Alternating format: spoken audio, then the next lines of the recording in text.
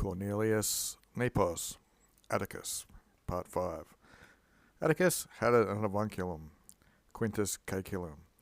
Avunculum is on his mother's side, it's an uncle on his mother's side, who was a Roman knight, Quintus was. He was rich, he was a friend or familiar of L. Lucilius, with a difficult nature, of who, thus, Atticus handled his harshness, his asperitatem, blah blah blah.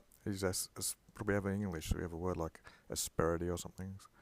Anyway, as no one was able to bear him, he managed his harshness anyway, without any offence of him, and he retained his benevolence for the mother's brother, it would be, till he was very old, summum senectutum. Quo facto, with this done, this having benevolence to the old man, this bore the fruits of piety, of his piety to his uncle. For Caecilius, when he was dying, he adopted him in his will and made him heir for 3/4 of the estate. That's a term there, dodrante, from which inheritance he accepted or received around centi sestertium, which is 10 million sesterces. 3. Erat nupta. A female was nupta. His sister was the nupta. His sister was married, the sister of Atticus was married to Tullius Cicero. There are letters of Cicero to Atticus. And these same nuptials, marriages, was conciliated or made by Cicero, with whom he was living very closely, supinely, as a fellow student. Anyway, and he was much even more familiar than with Quintus. So, as is able to be judged, that similar of character is more strong in friendship than in affinities by relations. So that's just laying out the relations between these people, Quintus and Cicero and Atticus. Okay, that was of the Daily Dictionary from one of the first lines. Verior, we saw veritas. He handled his uncle on his mother's side with respect, and can be used for fear, verior as well, but usually for this topic it's respecting his uncle.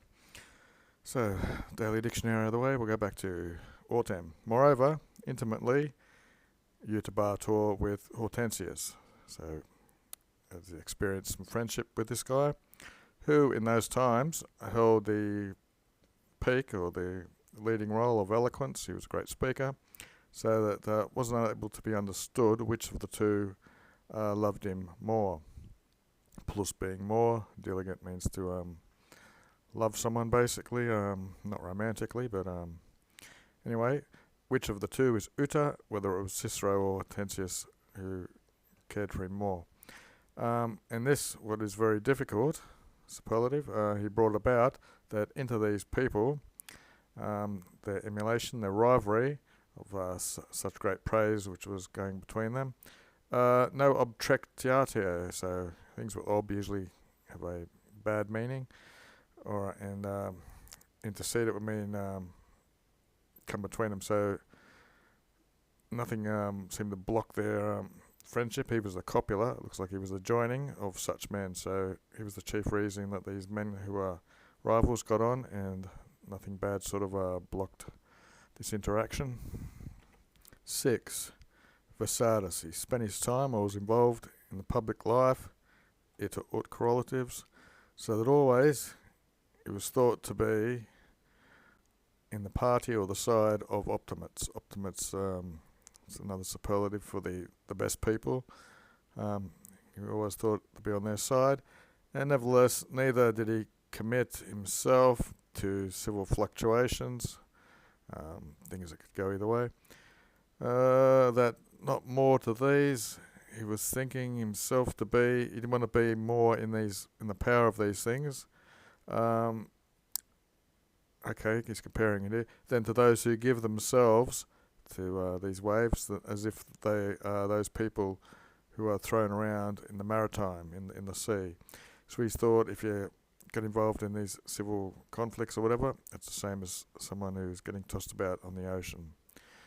Okay, so Abtractio up here, which we saw earlier, I pointed out at Ob, but it doesn't usually come to blows with these rivalries. This is more of a conflicts of words anyway. So he didn't really want to get committed to any of these rivalries and problems between citizens, it looks like. 2, he didn't seek honours. This is a social ranking of jobs, etc.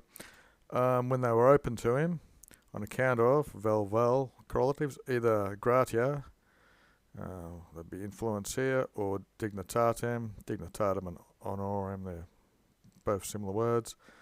So he didn't want to take them through influence or connections, I suppose. And neither they sought in the mores of their ancestors. They weren't able to be taken with the laws preserved, because there's a lot of law breaking going on. He wanted to do things by the book, it looks like. And in such an effusion or pouring out of largesses is basically bribery. Ambitus is the course of going around canvassing. So another passive infinitive, nor to be carried out in the Republic without the danger. Looks like the mores of the city were corrupted. Okay, so he didn't want to be involved in anything that would break the law or would be corrupting things, so that's why he didn't seek the honours. That's a bit of an explanation, really. Okay. 3. Can I get rid of that weird thing there it is? To the public, hasta, he never accesid. So, as we saw before, this is a public auction. Originally come from war, but later on just selling off things, especially when they confiscate it. Accesit means to summon or to be there, so it looks like he was never there. He never bothered to go to these public auctions. Of no one, either was he a praise or a manceps, factor says. He wasn't. I might read this bit from the lobe that I saw earlier. Praise was a surety or bondsman who shared in the profits, and a manceps is the principal or the leading role in that. Neither did he accuse anyone, or he accused no one, literally, or neither in his own name or subscribing, adding on to acting for someone else. Ignus de sure numquam it. So never went to court for something of his own means, or defending himself maybe, or trying to take from others. He had nullum judicium. He didn't have a court. He wasn't a magistrate. What have we got? Of many consuls and praetors, he accepted thus the prefecturas which were delated to him or given to him. That no one into a province he would follow, with the subjunctive, he would be content just with the honour, and he looked down upon the fructum, the fruits or profits of things coming from his own benefit, really, of his own estates or of his own offices.